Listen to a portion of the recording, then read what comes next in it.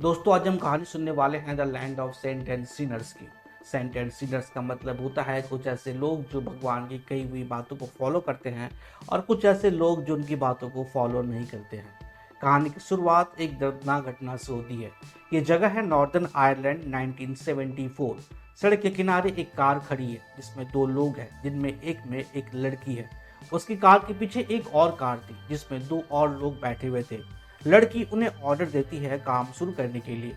पीछे वाली गाड़ी में इनको बॉम्ब लगाना था, जिसमें टाइमर सेट करके वो वहां से निकल जाते हैं और लड़की वाली कार पे आकर के बैठ जाते हैं।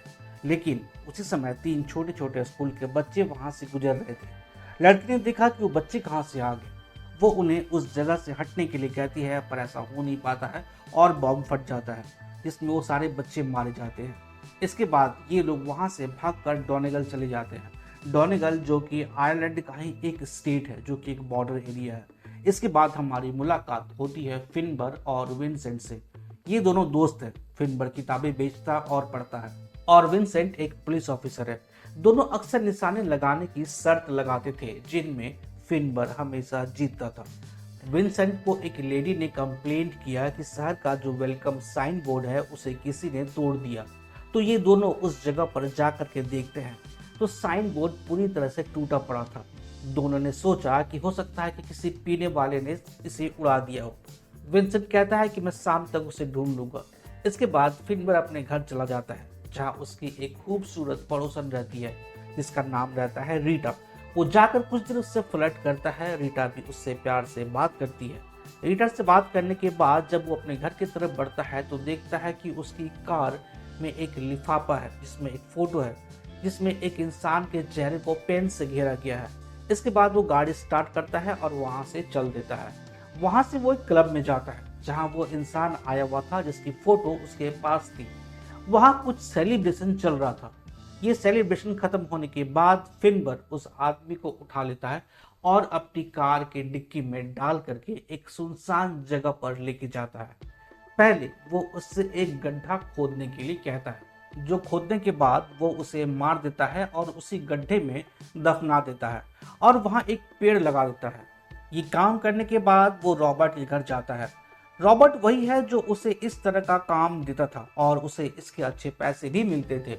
रॉबर्ट से मिलने के बाद फिनबर उसे कहता है कि मैं सोच रहा हूँ कि मैं ये काम छोड़ दूँ। मार्केट के जाने के बाद मैंने बहुत सारे गलत काम किए हैं। ये सुनकर रॉबर्ट कहता है कि मैं तो तुम्हें नया काम देने वाला था, पर इसके बाद तुम करोगे क्या? तभी कहता है कि मैं खेती करूंगा। ये सुनकर रॉबर्ट चौंकता है। खेती करोगे क्या, सच में? ये कहता है हाँ। इसके बाद वो अपने काम के पैसे लेकर के वहां से चल देता है। रास्ते में इसकी मुलाकात होती है मोया से, एक छोटी सी बच्ची जो मछली पकड़ रही थी। ये रुक कर उसे मछली पकड़ने का सही तरीका बताने लगता है। ये जगह एक छोटा सा गांव था, यहाँ सभी लोग एक दूसरे को जानते थे। इस छोटी सी मुलाकात में फिनबर की नजर मोया के गर्दन पे जाती है, जहां उसे चोट के निशान दिखते हैं। पर मोया फिनबर से उसे छुपाती है और वहां से चली जाती है। फिनबर को यह समझ नहीं आता है कि इतनी छोटी सी बच्ची को यह निशान कैसे हुआ। मोया की माँ उस एरिया में एक बार चलाती थी। ये शाम को उस बार में जाता है जहाँ इसके दोस्त विंसेंट से भी इसकी मुलाकात होती है और मोया की माँ से भी इसकी बात होती है, पर उसने निशान वाली बात उससे नहीं पूछी। कुछ देर वहां रहने के बाद वो वहां से निकल जाता है। जब वो बाहर निकलता है तो देखता है कि मोया एक घोड़े के साथ खड़ी है और वो कहीं जाना चाहती है। फिनबर जाता है और उससे कहता है कि रात के अंधेरे में घोड़े के साथ चलना ठीक नहीं है। वो मोया को अपने साथ घर तक लेके जाता है। वहां जाते ही मोया फिनबर को जाने के लिए बोलती है, पर फिनबर कहता है कि मैं तुम्हें घर तक छोड़ देता हूँ। तभी मोया के घर से उसके अंकल बाहर निकलते हैं, जो मोया को डांटते हैं और उस बच्ची से बदतमीजी से बात करते हैं। ये देखकर फिनबर को अच्छा नहीं लगता, पर वो कुछ बोलता नहीं है और वहां से चला जाता है। ये मोया का अंकल उन लोगों के साथ काम करता था जिन लोगों ने बॉम्ब ब्लास्ट किया था, जिसमें वो बच्चे मारे गए थे। वो लोग इस गांव में आकर के छुपे हुए थे। ये उस ग्रुप में जो लड़की थी उसका भाई था।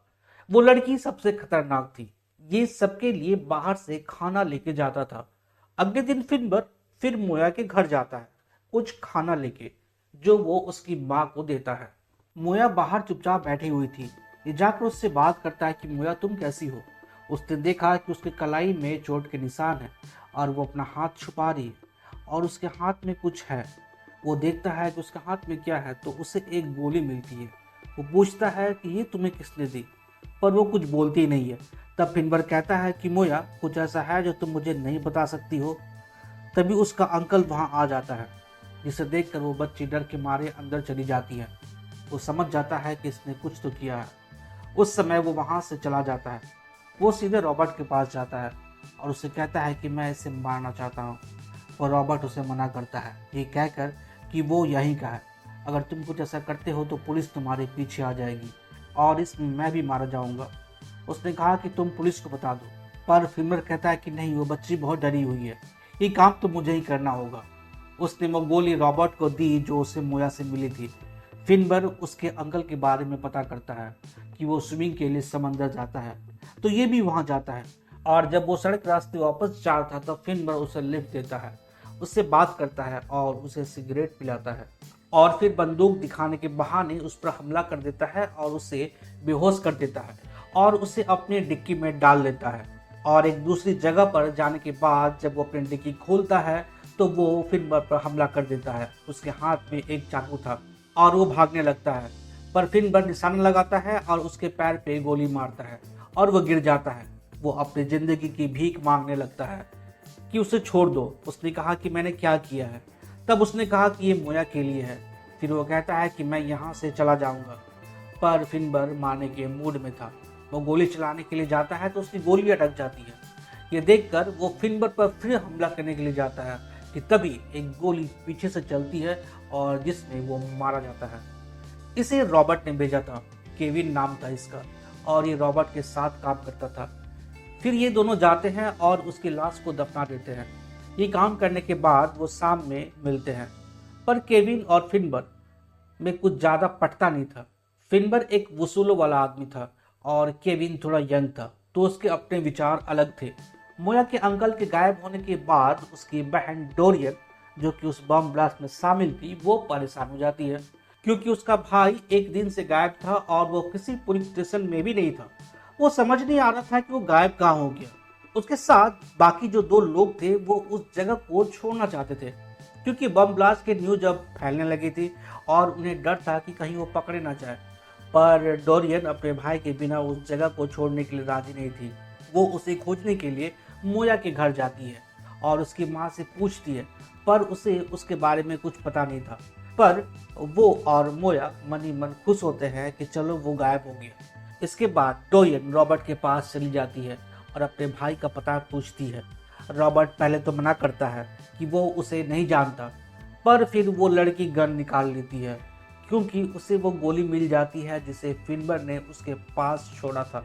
वो समझ गई कि ये जानता है कि उसका भाई कहाँ है, तो रॉबर्ट बताता है कि वो मर गया है और उसे फिनबर ने मारा है, पर उसने उसका पता नहीं बताया।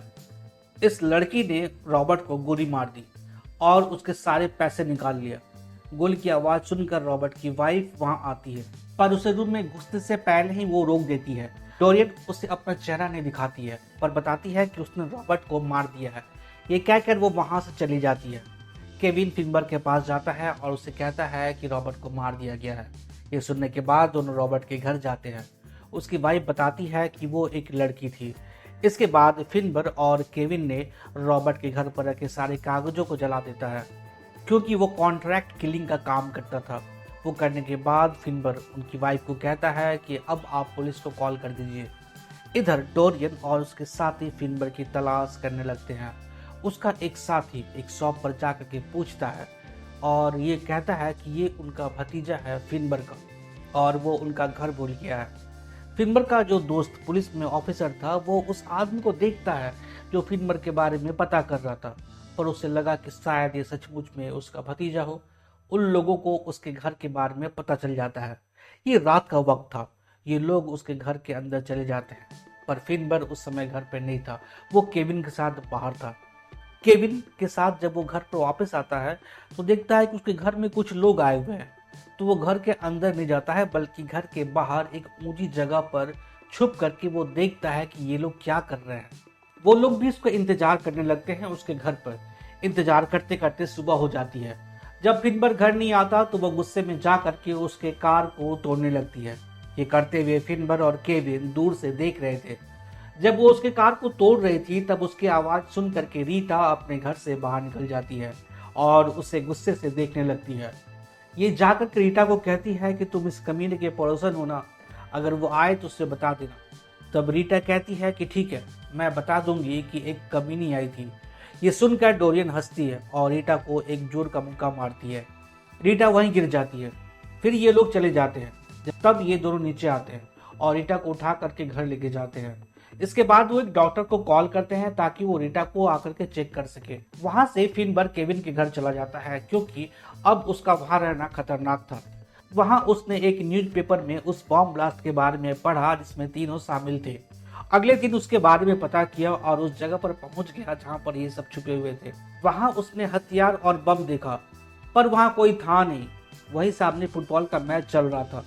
तो फिनबर वहां चला जाता है। ये तीनों भी उसी के बारे में बात कर रहे थे। डोरियन को लगता था कि फिनबर को किसी ने उसके भाई के पीछे भेजा है उसे मारने के लिए और वो उसका नाम जानना चाहती थी। पर बाकी दो लोग आयरलैंड छोड़ देना चाहते थे क्योंकि वहां रहना उनके लिए अब सेफ नहीं था। पर डोरियन नहीं जाना चाहती थी क्योंकि ये लोग आयरलैंड की आज़ादी के लिए लड़ रहे थे। डोरियन वॉशरूम जाती है। उसे जाता देखकर फिनबर उसके पीछे जाता है और बाथरूम के पीछे इनकी मुलाकात हो जाती है। फिनबर उससे बात करता है। डोरियन कहते हैं कि तुम्हें कॉन्ट्रैक्ट किसने दिया। ये कहता है कि क्या फायदा, दोनों तरफ से एक एक लोग मारे गए। बात यही खत्म हो जाती है। पर वो समझौता के लिए तैयार नहीं थी। वो कहती है कि वो मेरा भाई था। ये कहता है कि उसकी हरकतें बहुत खराब थी, पर ये सब बात उसके लिए कोई मायने नहीं रखती। तब फिनबर उस आदमी से मिलाने के लिए तैयार हो जाता है। वो रात को डोरियन को उसी जगह पर बुलाता है, पर ये कहते कि नहीं, हम पब में मिलेंगे और मैं उसे गोली मारूंगी और अगर मुझे कुछ हुआ तो इतने सारे लोग तुम्हारे पीछे आएंगे कि तुम सोच भी नहीं सकते। ये कहकर वो वहां से चली जाती है। इसके बाद फिनबर घर जाता है और अपनी बिल्ली को वो मोया को दे देता है और कहता है कि तुम इसका ख्याल रखना। इसके बाद वो केविन से मिलता है, उसे कुछ पैसे देता है और कहता है कि तुम ये जगह छोड़ करके चले जाओ, यहाँ अपनी लाइफ खराब मत करो। केविन इमोशनल हो जाता है और कहता है कि पहली बार किसी ने कुछ दिया है। तुम जो लड़ाई लड़ रहे हो मैं इससे दूर नहीं रह सकता। पर फिनबर उसे कहता है कि तुम सलाह मान लो और यहाँ से चले जाओ। केविन उस वक्त वहाँ से चला जाता है। फिर हम देखते हैं कि फिनबर पब में पहुँचता है जहाँ वो अपने ऑफिसर दोस्त से मिलता है। उससे बातें होती है। वो फिनबर के बारे में नहीं जानता था कि वो क्या काम करता है, पर आज उसके बोलने का अंदाज बदला हुआ था। उसने कहा कि फिनबर, अगर तुम मुझसे कुछ कहना चाहते हो तो कह सकते हो, मैं तुम्हारी मदद करूंगा। पर फिनबर कहता है कि नहीं, तुम नहीं कर सकते। डोरियन क्लब के बाहर पहुंच जाती है। उसके दोस्त भी उसके साथ थे। उसने कहा कि मैं अंदर जा रही हूँ, कोई प्रॉब्लम होती है तुम पूरी जगह को बम से उड़ा देना। ये कहकर वो अंदर चली जाती है और फिनबर से मिलती है और कहती है कि बताओ मुझे कौन है वो। उसने कहा कि रुको, अभी यहाँ बहुत सारे लोग हैं। तब डोरियन ने कहा कि अगर नहीं बताया तो मैं अभी सबके सामने तुम्हें गोली मार दूंगी। तभी केविन वहाँ आ जाता है। वो फिनबर की बात नहीं मानता जो उसने कहा था कि यहाँ से चले जाने के लिए। वो डोरियन के साथ फ्लर्ट करने लगता है। डोरियन पूछती है कि क्या यही है वो। इस पर केविन खुद ही बोलता है कि हाँ, मैं ही हूँ। इतना कहते ही वो केविन को गोली मार देती है। गोली चलते ही सब लोग इधर उधर भागने लगते हैं। फिनबर भी अपना गन निकालता है। इसी वक्त फिनबर का दोस्त जो पुलिस में था वो पब के बाहर चला गया था। बाहर उसने एक कार खड़ी देखी। उसे कुछ शक होता है। उस कार में से एक आदमी निकलकर पब के अंदर जाता है क्योंकि वहाँ गोलियां चल रही थी। वो बम वाला बैग वहाँ रख करके वो बाहर आ जाता है। तब ये जाता है और उस बैग को वहाँ से निकाल करके पब से बाहर लेके आता है। इधर अंदर केविन घायल होने के बावजूद वो डोरियन को गोली मार देता है और खुश हो जाता है कि उसने अपना हिसाब क्लियर कर दिया। अंदर चारों तरफ गोलीबारी हो रही थी। पुलिस ने जिस बैग को उठाया उसमें बम था। वो उसे दूर लेके जाने लगती है, पर उसी समय उसका एक साथी उस पर हमला कर देता है और उससे वो बम वाला बैग ले लेता है और टाइमर को ऑन करके पब की तरफ बढ़ता है।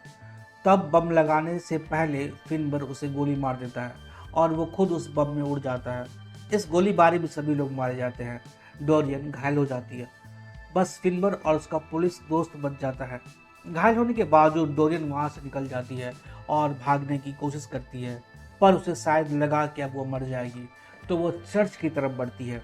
फिनबर भी उसके पीछे बंदूक लेके जाता है। चर्च में जाने के बाद वो खुद ही मर जाती है और फिनबर उसे उसके भाई के पास दफना देता है, क्योंकि वो मरते हुए अपने भाई को याद कर रही थी। अगले दिन फिनबर रीता से मिलने के बाद उस जगह को छोड़ करके वहाँ से चला जाता है। और दोस्तों, ये कहानी यहीं ख़त्म हो जाती है।